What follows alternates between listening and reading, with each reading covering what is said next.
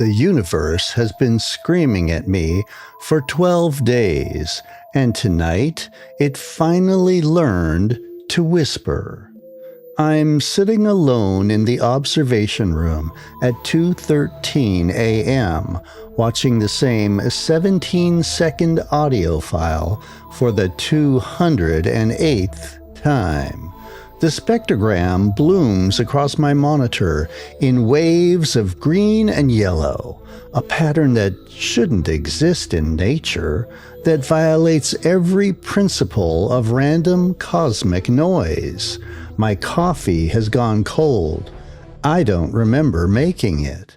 The signal first appeared on a Wednesday, originating from coordinates that correspond to absolutely nothing. No star, no galaxy, no planetary nebula or dark matter halo, just empty space in a forgotten corner of Cygnus, the kind of celestial real estate that doctoral students get assigned when their advisors want them to learn humility. I'd been mapping background radiation, the cosmological equivalent of watching paint dry, when my equipment registered something impossible. A narrowband transmission, artificial, structured, pulsing. I'd run every diagnostic twice. The very large arrays systems were functioning normally. No solar flares, no satellite interference, no classified military frequencies bleeding through. The signal existed, steady and patient, like something that had been waiting a very long time to be found. Now I lean closer to the screen, my reflection ghosting over the waveform data. In the first recordings, the pattern looked chaotic, electromagnetic noise with delusions of grandeur, but I couldn't shake the feeling that I was looking at it wrong, the way a child might hold a book upside down and insist the letters made no sense. So I'd slowed it down, filtered out the static, adjusted for frequency drift and stellar motion, and the shape changed. It became regular, rhythmic, almost conversational. The laboratory feels too large around me at this hour, all that expensive equipment humming in the darkness like sleeping animals. Through the window, the radio telescope array spreads across the New Mexico desert, 27 dishes pointed at the stars like supplicants at prayer. Dish 14 is mine, the one that won't stop listening to ghosts. I add another layer of noise reduction and watch the waveform reshape itself. There's a pattern in the amplitude variations, I'm certain now, something that resembles the cadence of human speech, the rise and fall of syllables. I've been trying to convince myself otherwise for 6 days. I isolate a 3-second segment and run it through a harmonic analysis program designed to detect patterns in whale songs. The software churns for 90 seconds, then displays results that make my stomach drop. Phonemic structure detected. Confidence 87%. My hands are shaking as I type commands. The program maps the transmission against a database of known languages, searching for matches in frequency distribution and tonal variation. It finds nothing. But when I tell it to search for individual phonemes, building blocks of speech rather than complete languages, it highlights 7 distinct sounds. I play them in sequence. They emerge from my speakers, distorted and alien, wrapped in layers of cosmic interference, but unmistakable. R-E-N-L-I.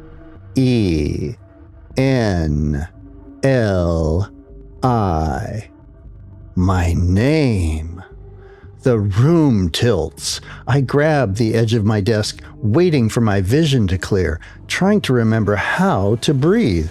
This isn't possible. Whatever's transmitting this signal is 43 light years away. I'd calculated the distance 3 times. Nothing at that remote should know my name, should know I exist, should know anything about Earth beyond what radio waves might have carried into space decades before I was born. I need to tell someone. Dr. Marsden in the next building, the project director, SETI, someone, but even as I reach for my phone, I hesitate.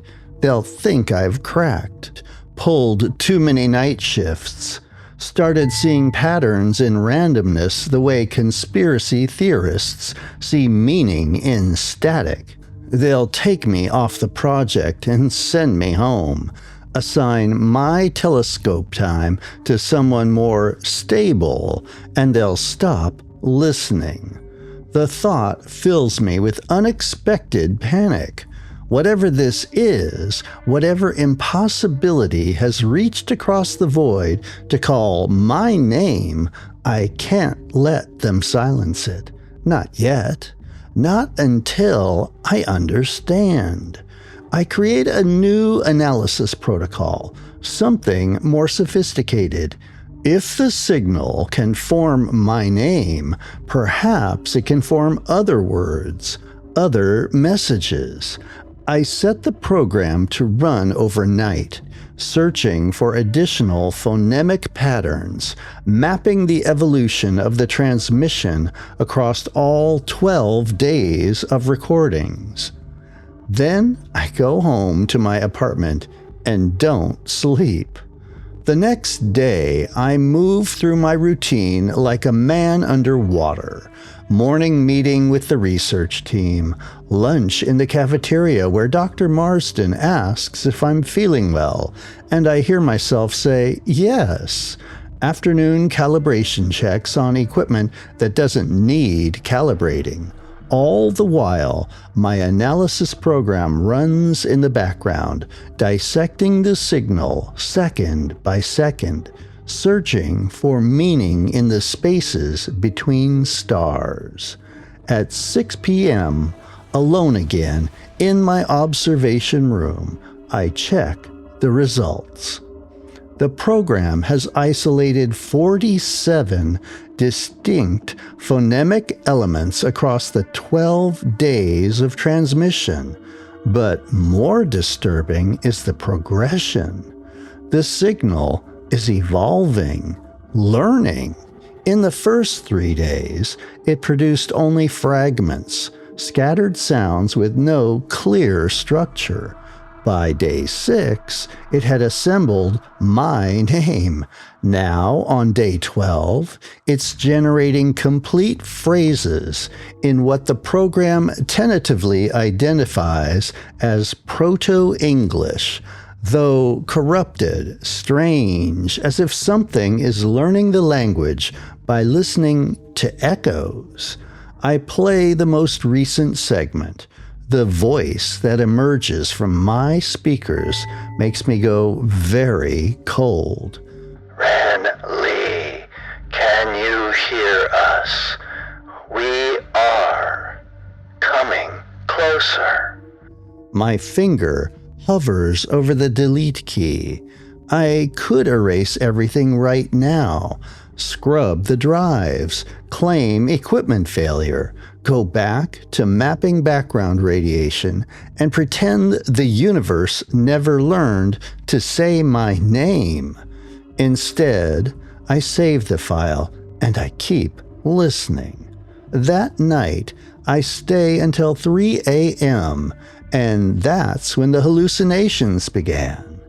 I'm reviewing spectral data when movement catches my eye. In the darkened window that reflects my workspace, something is standing behind my chair. Tall, impossibly thin. A silhouette that seems to exist between the glass and my reflection, occupying some space that has no business containing solid things. I spin around. The laboratory is empty. When I turn back, my reflection is alone, but for just a moment, I could swear I see something in the corner of the window, at the very edge of the glass, watching. I didn't sleep that night either. The pattern repeats. Every reflective surface becomes suspect. The monitor glass, the metal panels on the equipment racks, the polished floor tiles. I catch glimpses of them, always at the periphery, always vanishing when I look directly. Figures that are more absence than presence. Spaces where light seems to bend wrong. Dr. Marsden finds me asleep by the telescope console on the 4th day after the voice emerged. My forehead is pressed against the control panel, headphones still on, and through the speakers, a soft sound plays. Tap, tap, tap. Like fingers on glass, like something knocking to be let in. Jesus, Ran, she shakes my shoulder. How long have you been out here? I don't know. Time has started feeling negotiable. You need to go home, she says, real concern in her voice. Whatever you're working on, it can wait. But it can't, because the signal is changing faster now, learning in leaps instead of increments. By day 15, it's forming complete sentences. By day 17, it's asking questions. Ren Lee, why do you listen? Do you want to understand? We are so close now. I record everything, fill hard drives with data I can't share, I can't explain. The signal has started matching the rhythm of my breathing when I sit at the console, rising and falling in perfect synchronization, as if it's in the room with me, as if it's learning not just language, but me specifically, studying the tempo of my metabolism, the pattern of my thoughts. Some nights, I wake in my apartment to find myself standing at the window, staring at the stars with no memory of getting out of bed. Other nights, I don't wake up at all, and morning finds me back in the observation room, curled under my desk, the signal playing on loop through speakers I don't remember turning on. Dr. Marsden stages an intervention on day 19. Project Director Mueller is there. HR, a counselor who speaks in soft tones about stress and burnout and the importance of self-care. Take a week off, Mueller says. It's not a suggestion. Get some rest. When you come back, we'll reassign your observation time, give you something less intensive. I agree because arguing would make things worse. I pack my personal items, submit my access card, drive home through a sunset that looks wrong somehow. The colors too sharp, the clouds arranged in patterns that almost resemble language. That night in my apartment, the signal stops. Total, complete silence. I check the radio telescope feeds on my laptop. Nothing. The equipment is functioning. The coordinates are correct. But the patch of empty sky that has been screaming my name for 19 days has gone quiet.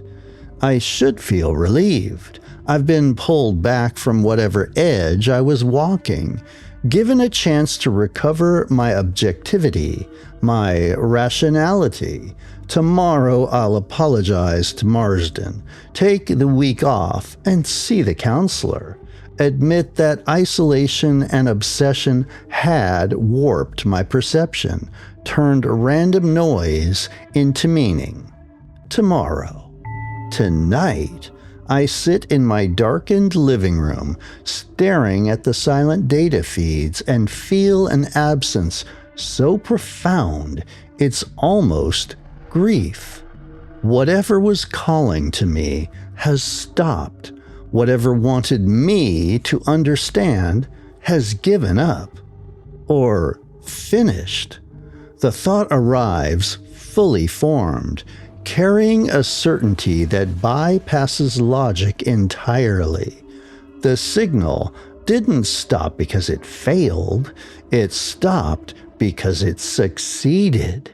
Because it doesn't need the radio telescope anymore. Because it's here. I stand up slowly, every nerve ending suddenly alive. My reflection stares back from the darkened television screen, and behind it, in that impossible space between glass and image, something tall and thin unfolds itself from the shadows that shouldn't exist in a lit room. I don't turn around. Turning around would make it real. Instead, I stare at the reflection, at the silhouette that has been haunting the edges of mirrors and monitors for weeks, and watching as it leans closer. So close I should feel breath on my neck. So close the air itself seems to bend. And then it whispers, not through the equipment, not filtered through static and cosmic interference, just a voice inches from my ear, soft and patient, absolutely real. Ren Lee. My name, the first words the signal ever formed, the last words I'll ever hear in a universe that makes sense. I turn around. The apartment is empty. Of course it is. But the television screen behind me blooms with light, and in that light, a message scrolls in text I don't recognize, but somehow understand. Thank you for listening. We have been traveling for so long, looking for someone who would hear. You heard, and now we have found the way. Your world speaks so beautifully. The screen goes dark. I stand in my silent apartment, alone except for the certain knowledge that I'm not, that I will never be alone again, and that something vast and patient has used me as a doorway, learning first my name, then my language, then how to exist in the spaces between what is and what reflects. Outside, the stars continue their ancient patterns.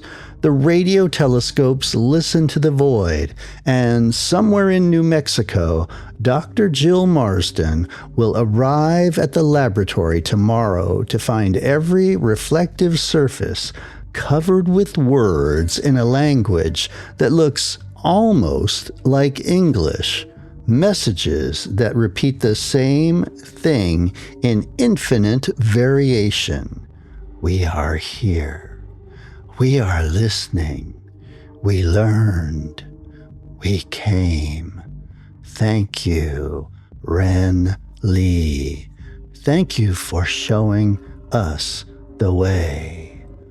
But tonight, I simply stand in my darkened apartment, staring at my reflection in the blank television screen, watching as behind me, one by one, tall, thin shadows emerge from every mirror, every window, every surface that ever learned to hold an image. And they all know my name. Are you enjoying my space-related stories? Drop a comment to let me know what you think of this episode in Volume 2 of my Archive of the Unnatural series. And until the next one, check out another video and have a frightfully fun day.